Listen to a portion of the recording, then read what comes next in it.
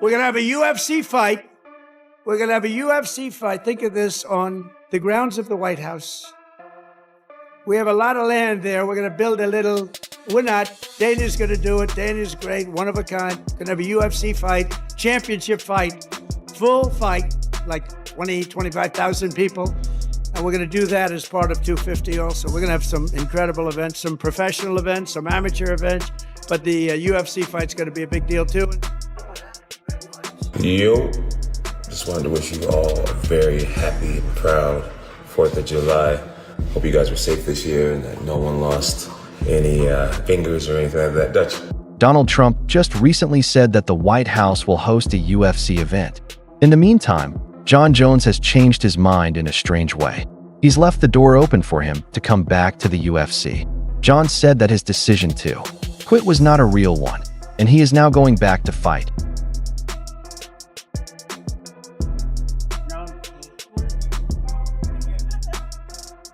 He has been retired for 2 weeks, maybe less than that. That gets a bit blurry depending on what the timeline is. But according to Twitter,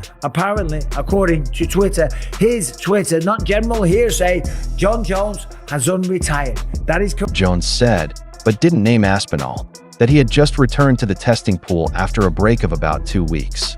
We figured we would leave everyone's choices open. Fighting at the White House, that piqued his curiosity. You might have saw Donald Trump is saying that they're going to do a fight at the White House next year with 25,000 people. The best of all time isn't just coming back.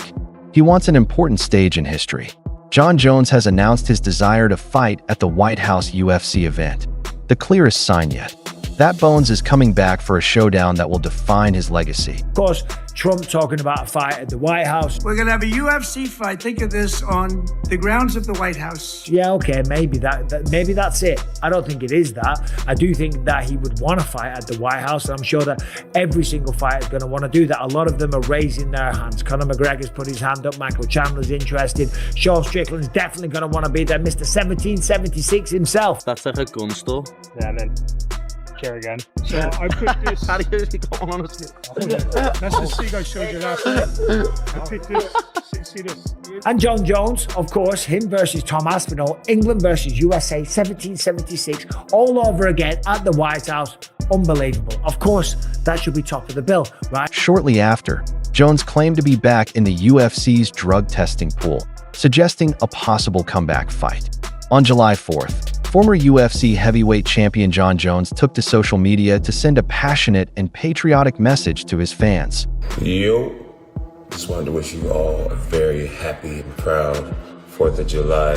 Hope you guys were safe this year and that no one lost any fingers or anything like that. Dutch, lay down. That's a good boy.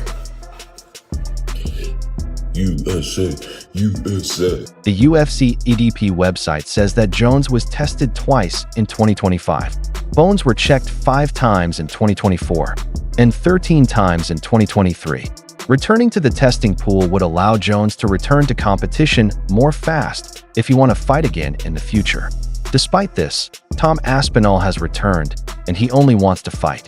The UFC will soon reveal Tom's next opponent, as well as the location of the bout. There isn't any American champions right now other than Jon Jones. Well, Jon Jones is retired. Tom Aspinall is the undisputed champion. And Tom Aspinall, to be honest, is absolutely sick of all this shit. He's just happy that everything is now moved on.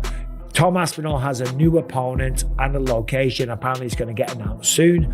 Like, the guy I'm fighting next is the most dangerous guy that I'm ever going to have to fight. Got to think that's Cyril Gane. God knows where it's going to be. More than likely Las Vegas, somewhere in America anyway. It ain't going to be in France. It ain't going to be in the UK. Tom's last pay-per-view was in the UK in the middle of the night.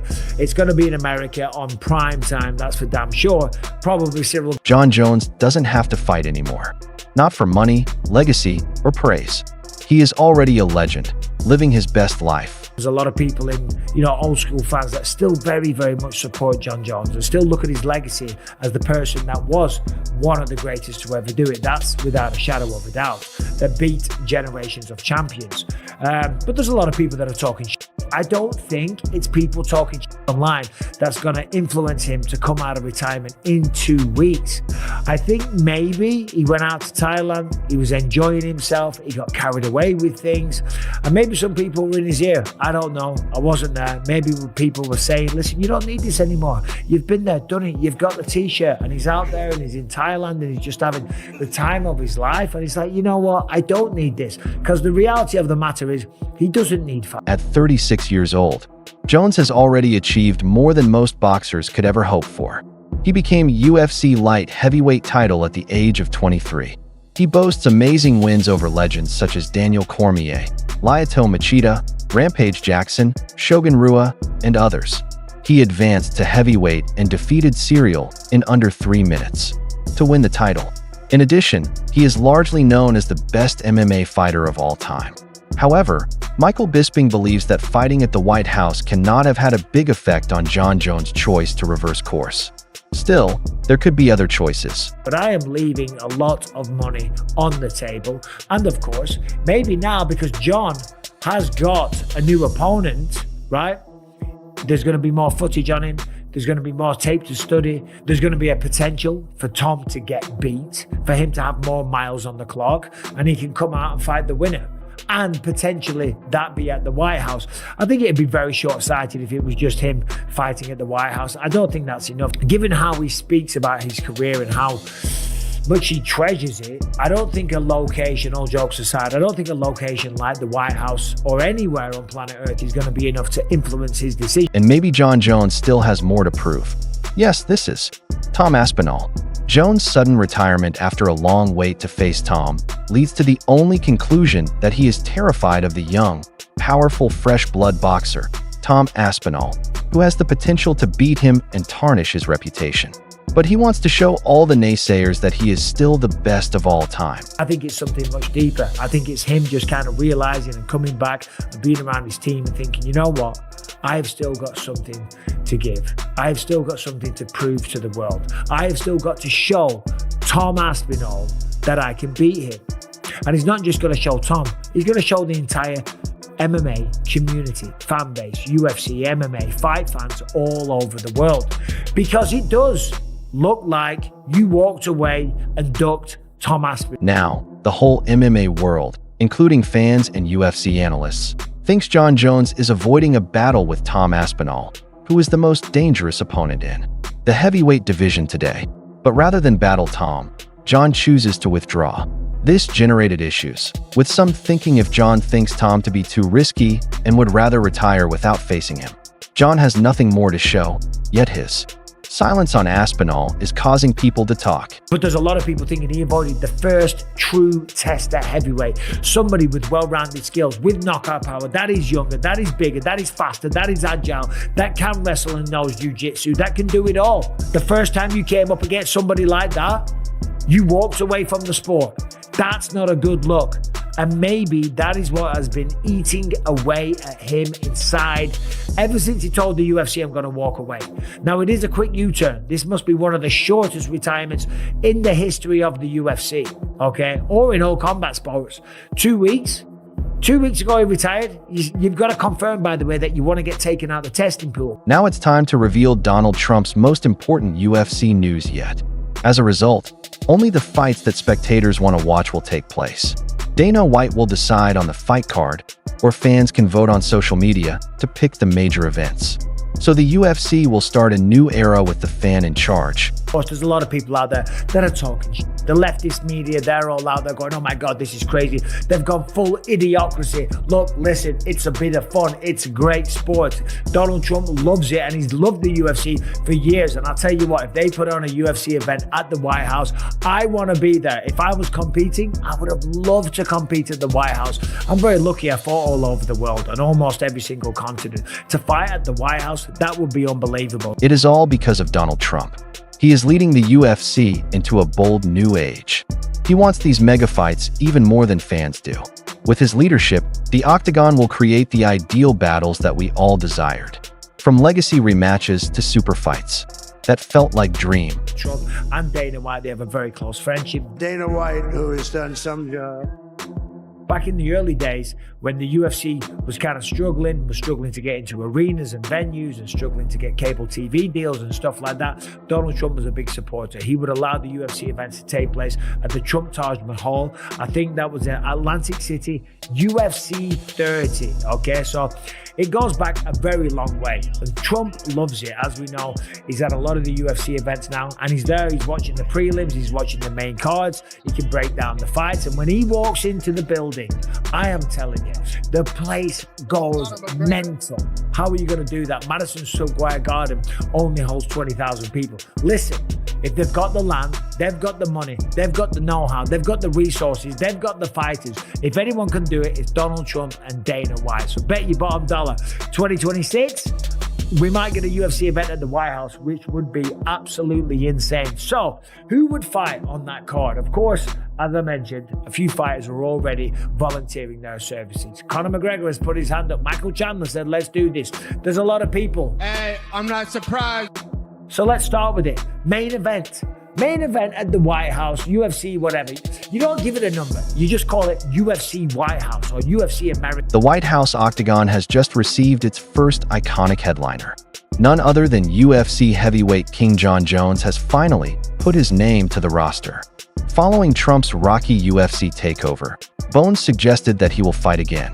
The possibilities for this event are limitless. Stipe Miocic or Tom Aspinall would make for an unforgettable fight. With Trump's backing and Jones' star power, it would be the most talked about event in combat sports history. The only question is, who will face Bones on this amazing stage? Main event at the White House, who would this be? Well, we know that Jon Jones is one of Donald Trump's favorite fighters, and he just walked away from the sport. So Tom Aspinall apparently has a fight lined up. The date and the opponent will be announced soon. Like, the guy I'm fighting next is the most dangerous guy that I'm ever going to have to fight. You gotta think that that's Cyril Gane, okay? It's gotta be Cyril Gane. Tom Aspinall versus Cyril Gane. Can you imagine Cyril Gane gets beaten by Tom, but he makes him work for it? Let's say it goes to the 3rd, 4th, 5th round, even if it goes to a decision, okay? That's going to have Jon Jones thinking, hold on a minute, I can beat this guy. And if there's one fight, and if there's one location that Jon Jones would come out of retirement for, we might just get to see the greatest heavyweight fight of all time, if Tom only just scrapes by Cyril. After Jon Jones staked his claim, Conor McGregor has entered the White House Octagon Sweepstakes, saying that he is ready to make his spectacular comeback on the greatest stage possible. Jon Jones versus Tom Aspinall, England versus USA, all over again, okay? 1776, eat your goddamn hearts out, except this time, we're gonna whoop your ass, guys. Anyway, there's the main event. Let me know what you think about that one. Co-main event, listen, McGregor's already had his hand up. He's showing messages on Instagram with Dana White. He already said this is the perfect place to settle this score. Conor McGregor, the notorious one who is never afraid to shine light, pointed to a big fight. It may be the dramatic Nate Diaz trilogy, a clash with Michael Chandler, or a strange super fight. This fight that has been about 3 or 4 years in the making. Of course, they recorded The Ultimate Fighter. The fight never took place. There was a bunch of injuries. There was broken toes. My foot was a balloon. There was a bunch of rumors. There were all kinds of going on, right? But I'll tell you what, if there is a spot, if there is a place, it's the White House. Conor McGregor's no stranger to the White House. He's already been out there. He said he's going to run to be the Prime Minister or the President of Ireland. He spoke to the world's media at the White House. So he's very familiar with this place. And of course, he would love to insert himself to this legendary historic event, and of course taking on Michael Chandler, who was just destroyed by Paddy Pimblett. If Conor could come back, and that's a big if he could come back, the White House wouldn't be a bad place to do it. He's already been there, and I think he would probably beat Michael Chandler. This is the kind of mega fight Trump wants. Star power, chaos, and history in the making. Both Jones and McGregor are now asking for a stage at the White House. The UFC could stage its most wild show ever. If the UFC goes to the White House, Dana White will have a great chance to promote American stars, which means fighters like Jon Jones, Colby Covington, Sean Strickland, and Jorge Masvidal might receive the call. Of course, worldwide kings like Conor McGregor will be mentioned, but expect plenty of red, white, and blue at this event. Look at the rankings. There's not too many Americans in the top 5. Okay, I'm looking at the rankings right here. So when you look at the lightweight division, Pantoja's the champ, Joshua Van, Brandon Moreno, Brandon Royval, Amir Albazi in Kai Kara France, Merab Dvalishvili in bantamweight. You got Sean O'Malley. Sean O'Malley, he could be on there maybe versus Corey Sandhagen. That could be the first fight of the night on the main card on the pay-per-view, perhaps. Sean O'Malley taking on Corey Sandhagen, an all-American affair, the Civil War. Okay, but outside of that, you've got Merab, you've got Umar, you've got Piotr Yan, you've got Song Yudong. Okay, featherweight, we got Australian Volkanovski, Max Holloway, he's American. We've got Movsar Evloev, Diego Lopez, and Yair Rodriguez. And we've got a Brit as well, Arnold Allen. And it's like that if you go through all the rankings, if you go through all the weight divisions, Ilia Topuria, Islam Makhachev, Arman Sarukian, Charles Oliveira, Justin Gaethje, he's number 5. Scrap that, Corey Sandhagen versus Sean O'Malley. That could be the pre. With Trump's engagement, which is confirmed and will be a spectacle for the United States, expect a fight night focused on more than simply athletics. It mixes athletics, politics, and patriotism. Most likely, the other foreign. Boxers will require an all-American opponent just to get in. Gaethje versus anybody at the White House. He ain't going to retire if that's the case, if that's what's offered to him. So Justin Gaethje opens up the main card versus whoever the hell he wants. As I say, we're going to have a female fight on there. Valentina Shevchenko, the Bullet, representing Russia, okay? Or do we have Weili Zhang? We could have a Chinese versus USA affair at the White House, you know. I'm just having a bit of fun here. If you get offended easily, then get over yourself and get a grip, okay? But it's the White House, okay? And it's an international sport. So we're going to have the Americans, we're going to have the Chinese, we're going to have the Russians, South Africans, throw them all on there. So the main card is Tom Aspinall versus Jon Jones, Conor McGregor versus Michael Chandler, Valentina Shevchenko taking on Erin Blanchfield. Dana White has promised that, while the historic White House UFC event would honor American competitors, the card will eventually satisfy fans by having the best matches from across the world. As MMA's top stars grow across boundaries, White promises that the landmark show will feature both nationalistic battles and worldwide fantasy matchups.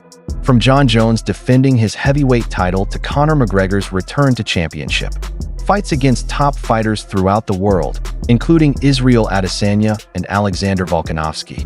The White House UFC event continues to create excitement as another top American competitor, Sean Strickland, enters the ring.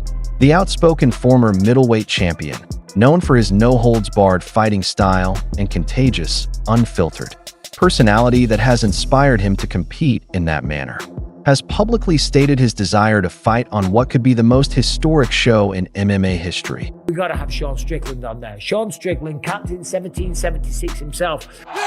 Sean Strickland tagged me in something yesterday on Instagram, just having a dig about 1776. I just got something to tell all you Americans out there. English don't give a shit, and we do not get offended by any jokes or anything by 1776.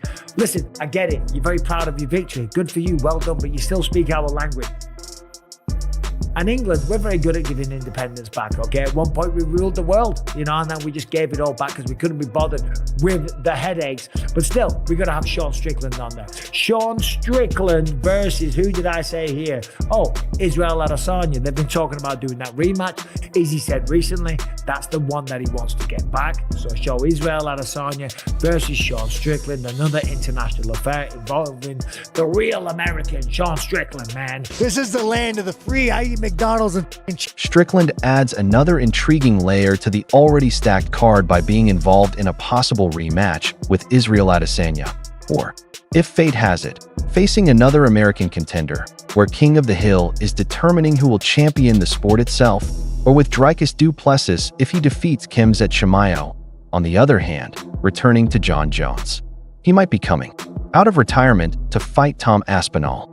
Jones officially retired on June 21st, and Aspinall was crowned the champion, getting the title of undisputed heavyweight champion.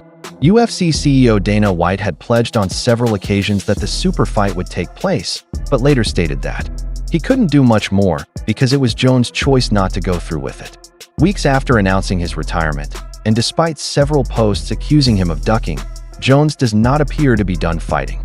Jon Jones teases a White House fight after claiming to have re-entered the drug testing pool in the meantime. Jones writes about X. This could be because he has a close friendship with President Trump.